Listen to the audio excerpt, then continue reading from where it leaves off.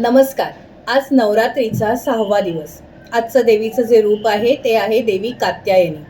महिषासुराचा वध करण्यासाठी देवीने हा अवतार धारण केला. आपल्या सर्वांच्या आजूबाजूला कुठे ना कुठेतरी असुरी शक्ती कार्यरत असतात.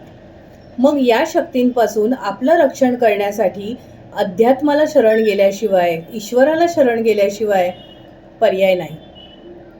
आपण सगळ्यांनी या देवीची उपासना करूया आणि आपल्या भोवती एक संरक्षण कवच निर्माण करूया.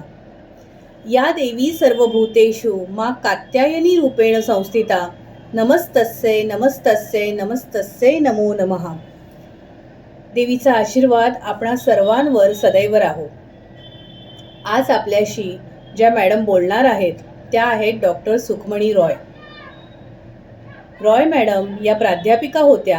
आता त्या सेवानिवृत्त आहेत आणि विविध विषयांवरचा त्यांचा व्यासंग अतिशय गहन असा अभ्यास आहे आणि या अध्यात्म या विषयावर त्यांनी व्हिडिओ करावा अशी माझी खूप मनापासून इच्छा होती.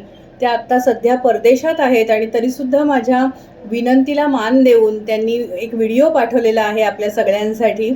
अध्यात्माचा एक वेगळ्या दृष्टीने विचार करणं, आपलं मन आणि अध्यात्म यांचा काय संबंध आहे याविषयी ते आपल्याशी बोलतायत. चला तर मग आपण ऐकूया रॉय मॅडमना.